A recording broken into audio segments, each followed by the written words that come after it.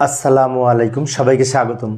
প্রিয় শিক্ষার্থী বন্ধুরা, আজকে আমি এই যে হিসাব বিজ্ঞান বিষয়ের আর্থিক বিবরণী বিশ্লেষণ অর্থাৎ অনুপাত বিশ্লেষণ সম্পর্কিত বরিশাল বোর্ড 2022 সালে যে সৃজনশীল প্রশ্নটি এসেছিল ওই প্রশ্নটির সঠিক সমাধানের জন্য তোমাদের সাথে আছি আমি মোহাম্মদ সিরাজুল ইসলাম, বরিশাল সরকারি model school and college Barishal. চলো শুরু করা যাক। প্রথমে প্রশ্নটা দেখে নিই কি বলা আছে।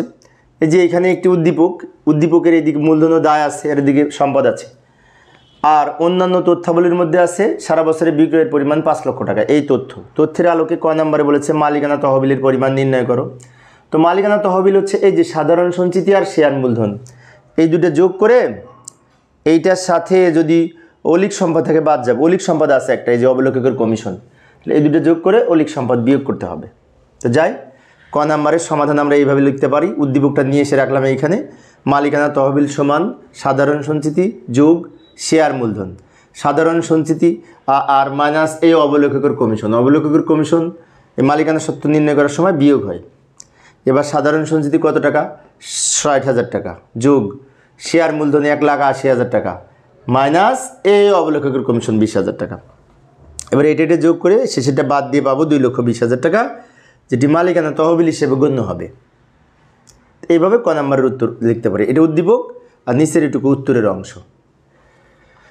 আবার খ নম্বরে আমাদের বলেছিল ওই তারল্য অনুপাত নির্ণয় করতে। তারল্য অনুপাতের সূত্র হচ্ছে উপরে তড়িৎ সম্পদ বা তারল্য সম্পদ আর নিচে চলতি দায়।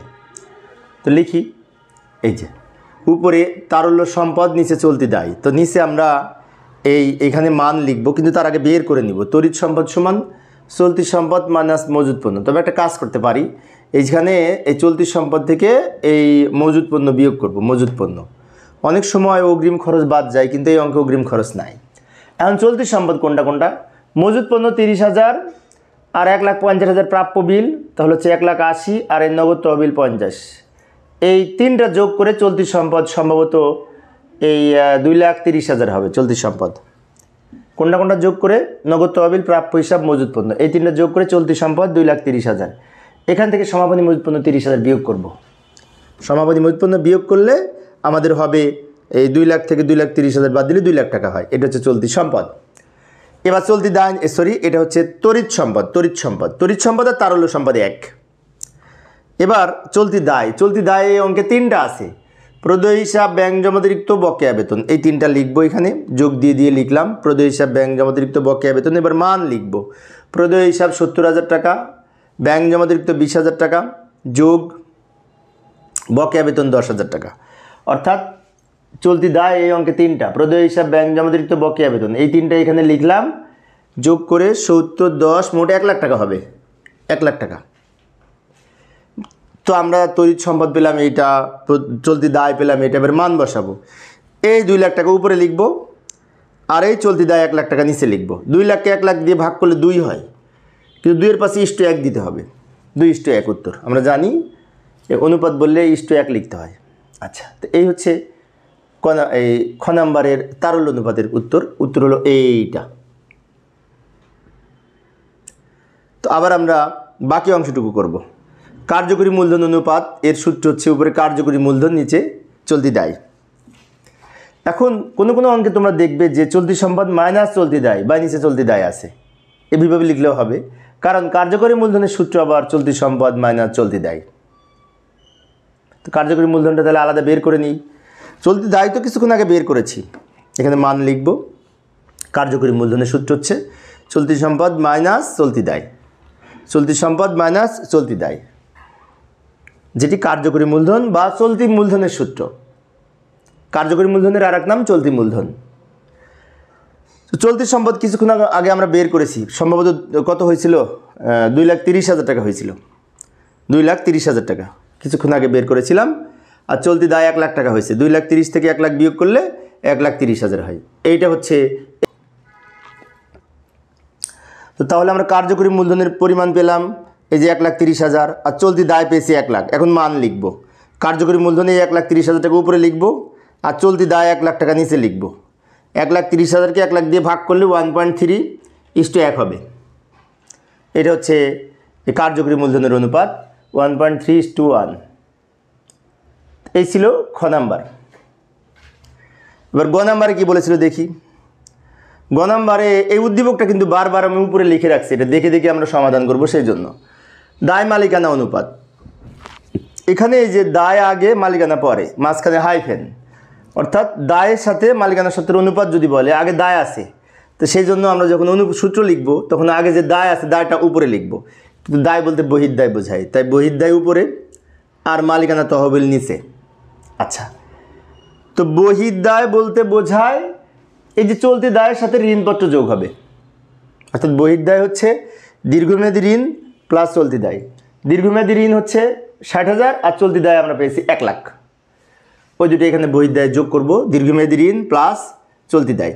দীর্ঘমেয়াদী ঋণ এখানে আছে এই যে 60,000, আর চলতি দায় কিছুক্ষণ আগে পেয়েছি 1 লাখ বের করেছি, তাহলে 60,000 ঋণ আর চলতি দায় এই দুটো যোগ করে বহির্দায়।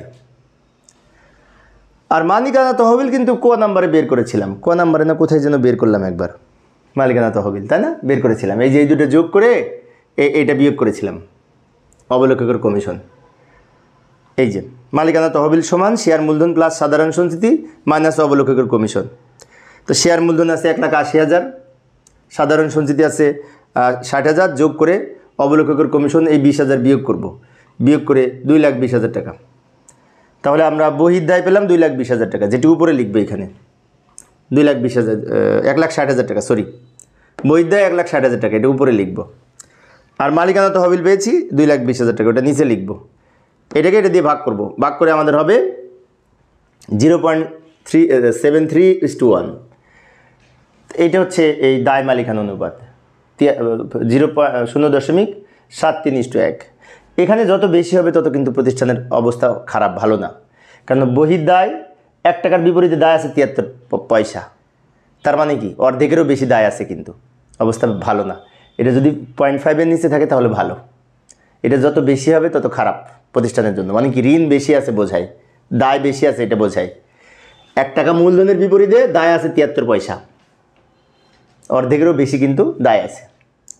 যাই হোক, এটা হচ্ছে দায় মালিকানা অনুপাত। এবার মালিকানা ও সম্পদ অনুপাত, তাহলে এখানে মালিকানা উপরে, সম্পদ নিচে, তাই না? উপরে মালিকানা প্রথমে যেটা থাকবে সেটা উপরে, পরে যেটা থাকবে সেটা নিচে। কিছুক্ষণ আগে বললাম যদি হাইফেন দিয়ে কোনো সূত্র লেখা থাকে, দায় মালিকানা, মালিকানা সম্পত্তি, মালিকানা উপরে সম্পত্তি নিচে। যদি থাকতো সম্পত্তি মালিকানা, তো সম্পদ উপরে লিখতাম, মালিকানা নিচে লিখতাম। আগে যেটা থাকবে, হাইফেনের আগে যেটা থাকবে সেটা উপরে দিব, পরে যেটা থাকবে সেটা নিচে দিব, অনেক সহজ। এখন এই মোট সম্পদ বলতে বোঝাচ্ছে এই যে মোট সম্পদ 4 লাখ, কিন্তু এখান থেকে অবলোককের কমিশন বাদ যাবে। কেন বাদ যাবে? প্রকৃত মোট সম্পদ বলতে বোঝায় এই অবলোককের কমিশন বা অলিক সম্পদ বিয়োগ করে।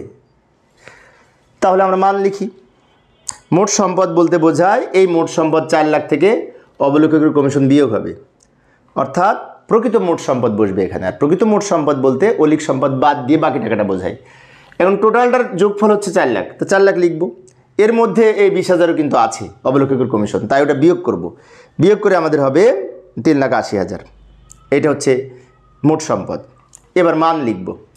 মালিকানা তহবিল কিন্তু কিছুক্ষণ আগে বের করেছি, 2,20,000 না কত হলো যেন।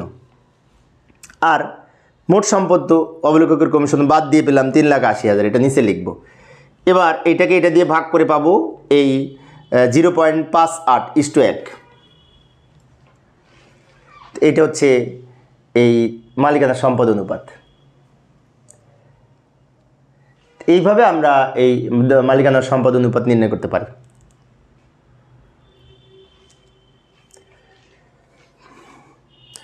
তো প্রিয় শিক্ষার্থী বন্ধুরা, এই ছিল আমার আজকের আলোচনার বিষয়। তো বরিশাল শিক্ষা বোর্ডে 2টা অঙ্ক এসেছিল অনুপাত বিশ্লেষণের, একটা আজকে আলোচনা করলাম, আরেকটা আমি পরের ক্লাসে আলোচনা করব। দেখার আমন্ত্রণ রইল। খোদা হাফেজ।